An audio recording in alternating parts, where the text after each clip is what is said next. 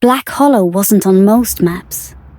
Tucked away in the Appalachian mountains, its roads twisted like veins through the fog-drenched forest, leading to a town that felt forgotten by time. The air hung thick with the scent of damp earth and rotting wood. The silence was unnatural. Not the peaceful kind, but the kind that pressed against your skull, waiting to be broken.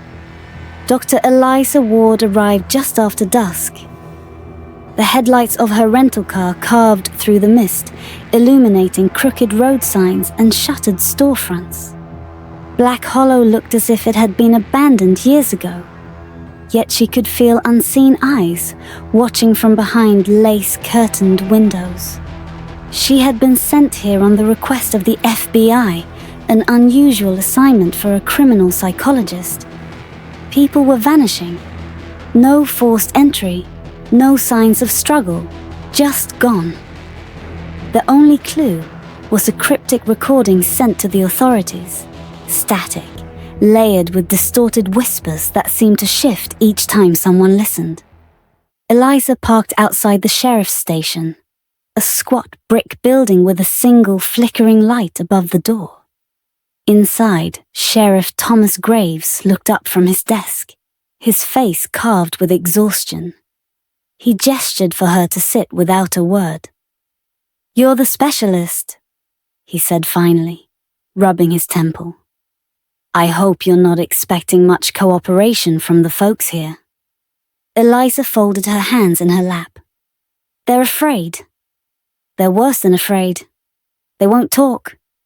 Graves exhaled sharply. 5 people gone in 3 months. No clues, no bodies. They all mentioned hearing voices before they disappeared. No one else ever heard them. Just the victims. Eliza's pulse quickened. She had read the reports, but hearing it aloud made it feel more real. "I need to hear the recording," she said. Graves hesitated, then turned his laptop around. "It's short, but don't listen too long."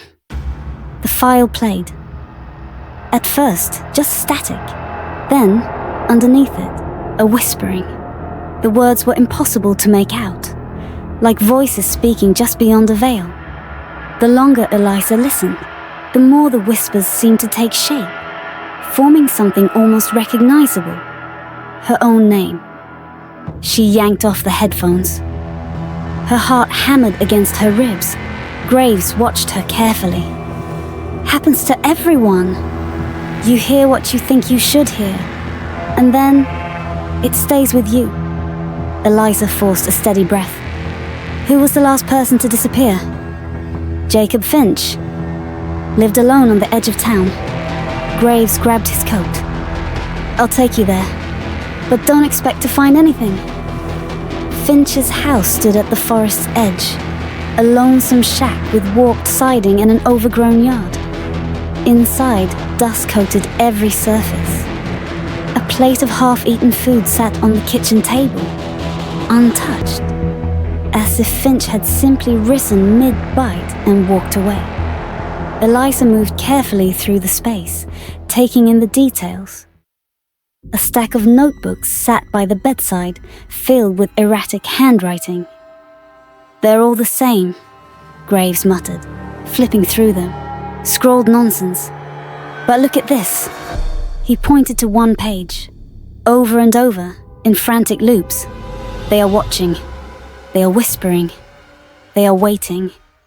A chill crawled up Eliza's spine. "Did he mention anything before he disappeared?"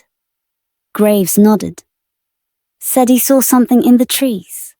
Said the voices were getting louder." Eliza turned toward the window.